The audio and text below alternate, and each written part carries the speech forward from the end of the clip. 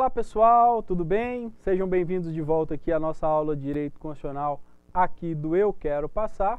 Meu nome é Walter da Cruz e estávamos na aula anterior tratando do tema da aplicabilidade das normas constitucionais, né? Eu disse para vocês aqui que em relação à aplicabilidade nós temos três tipos de norma: as normas de eficácia plena, as normas de eficácia limitada e as normas de eficácia contida. Disse também para vocês que a norma de eficácia plena é aquela norma que produz os seus efeitos totais imediatamente à sua edição, né, ao seu nascimento, sem nenhum embargo, sem a necessidade de nenhuma atuação do Poder Legislativo posterior.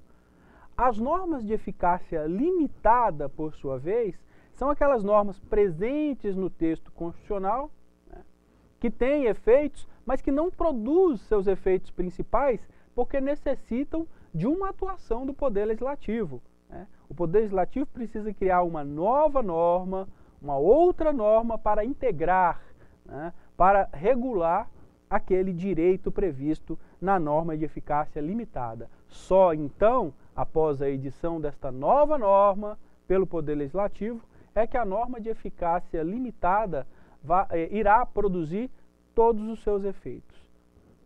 Falamos também da norma de eficácia contida. A norma de eficácia contida, como o próprio nome já diz, é aquela norma que, embora produza efeitos plenamente e imediatamente, é uma norma que pode ser contida, ou seja, o seu direito, o direito presente na norma, ou mandamento, né, presente no dispositivo, pode ser reduzido, contido, né?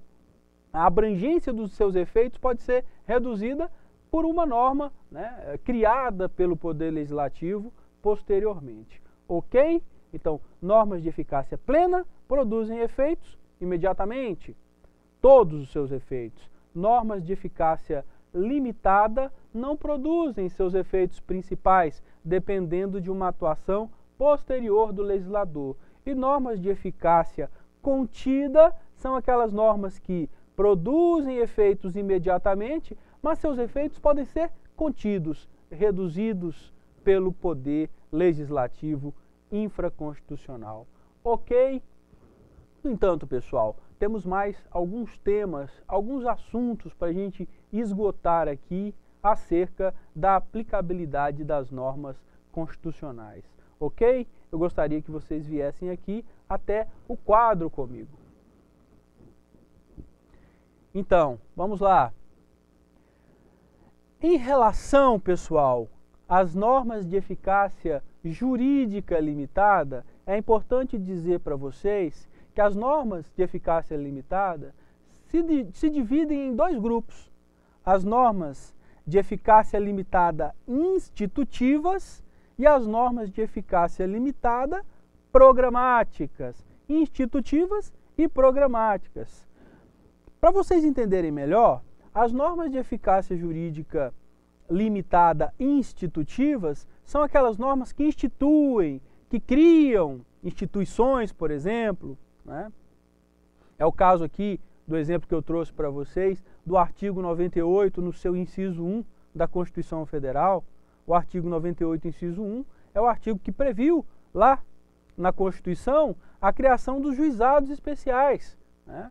Lá no artigo 98 que a União, no Distrito Federal e nos territórios, vai criar os juizados especiais e os estados também terão que criar os seus juizados especiais. Artigo 98, ou seja, é um artigo que busca instituir uma seara aí, né, do Poder Judiciário, que são os juizados especiais, mas a Constituição não cria automaticamente os juizados especiais. Ela estabelece essa responsabilidade de criar os juizados especiais para o poder, né, no caso da União ou dos estados. Ok? E temos também as normas de eficácia jurídica limitada programáticas, que são os programas constitucionais, programas que devem ser levados a cabo, né, realizados pelo poder público, mas que já estão previstos na Constituição.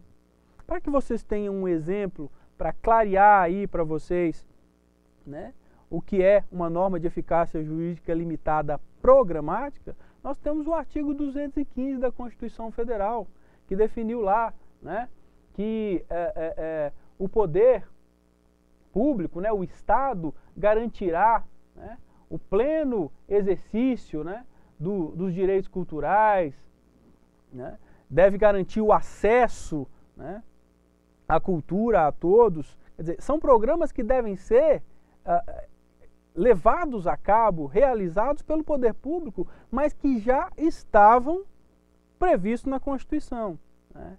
E que é uma norma de eficácia jurídica limitada porque depende de uma atuação posterior, futura, do poder público. Ok, pessoal? Então, temos aí as normas de eficácia jurídica limitada institutivas, o exemplo, artigo 98, inciso 1, dá uma olhada aí na sua Constituição, e também as normas de eficácia jurídica limitada programáticas, que temos como um exemplo de vários, o artigo 215 da Constituição Federal. Tudo bem? Bom, e aí eu gostaria, pessoal, de fazer também algumas observações importantes aqui, né? Observações que podem aparecer aí na prova dos concursos, né? Os concursos que iremos aí fazer, né? Iremos assim, estaremos juntos aí estudando, vocês farão, né? E queremos que façam uma ótima prova, uma prova excelente, tá? Todos aí sejam aprovados. Então vamos lá, aprender um pouquinho aí, um pouco mais sobre a aplicabilidade das normas constitucionais. Primeiro eu gostaria de fazer uma observação sobre a famosa cláusula expressa de redutibilidade. A cláusula expressa de redutibilidade é aquela cláusula que já falamos quando traçamos aqui o assunto sobre as normas de eficácia limitada. São aqueles lembretes, aquelas ressalvas que aparecem no texto da lei, né? Nos termos da lei, conforme a lei disporá. Essas ressalvas já deixam claro que aquela norma necessita de uma atuação do poder legislativo infraconstitucional, né? A gente chama essas ressalvas, essas observações presentes no texto da lei, de cláusula expressa de redutibilidade. Mas prestem atenção, aqui está o detalhe, o segredo desse assunto. Nem toda norma de eficácia contida traz essa cláusula, traz essa assertiva, traz essa ressalva. Então, cuidado com isso. O fato de uma norma constitucional não trazer no seu texto a ressalva do conforme a lei disporá, não significa que essa norma, que esse dispositivo constitucional, não seja um dispositivo de eficácia contida. Nós temos vários aí exemplos na Constituição. Por exemplo, no artigo 5º, que traz uma série aí de direitos fundamentais, né? O direito à vida, à liberdade de locomoção, nós sabemos que esses direitos fundamentais não são direitos absolutos.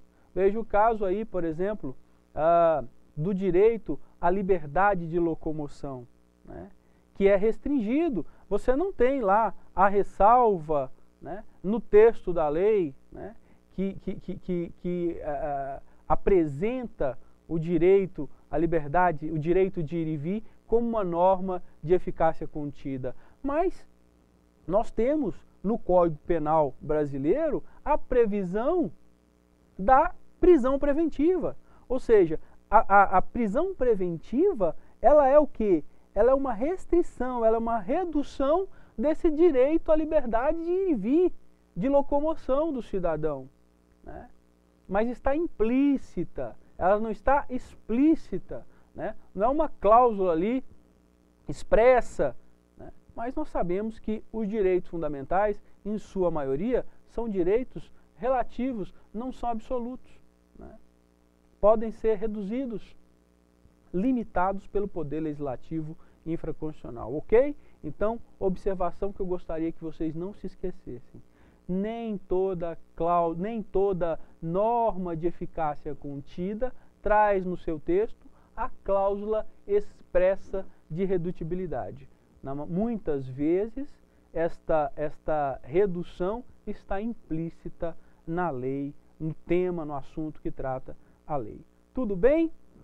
A outra observação que eu gostaria, né, de fazer com vocês é sobre os remédios constitucionais, os remédios para a inércia do legislador. E aqui estamos falando mais uma vez, senhoras e senhores, das normas de eficácia limitada, né? Porque, como eu expliquei para vocês, a norma de eficácia limitada é aquela norma prevista na Constituição, né, que só vai ter a sua eficácia plena após a edição de uma lei criada, né, pelo poder infraconstitucional. Então, imaginamos uma situação em que o Congresso Nacional, né, ele não tem interesse, né, em editar a lei que vai regular, que vai integrar aquela norma constitucional. A gente pode chegar a uma situação de que a lei constitucional nunca vai ter eficácia plena, nunca vai produzir seus efeitos totais, os seus efeitos principais, por uma inércia, por uma falta de atuação do poder legislativo. Mas a Constituição previu essa situação e criou remédios, né, para combater a inércia do poder legislativo. Quais são esses remédios? Olhem aqui no nosso quadro de novo, pessoal. Nós temos aqui como remédio para a inércia, né, para a falta de atuação do poder legislador, o mandado de injunção e a ação direta de inconstitucionalidade por omissão. Quer dizer, são dois remédios aí que forçam, né, que apertam o poder legislativo no sentido de dar efetividade, né, de dar a norma de eficácia limitada a condição de produzir todos os seus efeitos e, mais do que isso, os seus efeitos principais. Porque é importante dizer, senhoras e senhores, que as normas de eficácia limitada não significa, numa primeira análise apressada, que elas não produzem efeitos. As normas de eficácia limitada produzem sim efeitos. Elas só não produzem os seus efeitos principais, né? Iremos tratar disso mais à frente, mas já quero adiantar para vocês que a norma de eficácia limitada, quando ela é aprovada como norma constitucional, ela produz efeitos para o passado e para o futuro, porque as normas existentes antes da Constituição que vão de encontro à norma constitucional de eficácia limitada, né, que não estão adequadas ao seu texto, elas perdem automaticamente validade. Assim como as normas, as leis editadas no futuro pelo poder infraconstitucional que afrontam, né, o texto da norma de eficácia limitada, né, presente na Constituição, essas normas vão estar fulminadas pela inconstitucionalidade. Ou seja, a norma de eficácia limitada, ela não produz verdadeiramente os seus efeitos principais, mas ela impede o surgimento de novas normas que a confrontem, e ela também revoga normas anteriores que não combinam, que não têm compatibilidade com o seu dispositivo. Ok, pessoal? Fiquem firmes aí, estudem, dê uma olhada lá na apostila, certo? Vê aí o que a gente tratou, né? Que a gente falou até então. Façam os exercícios, estudem bastante. Estamos juntos. Um abraço a todos. Aguardo vocês aí na continuação das nossas aulas. Ok? Um abraço, até mais.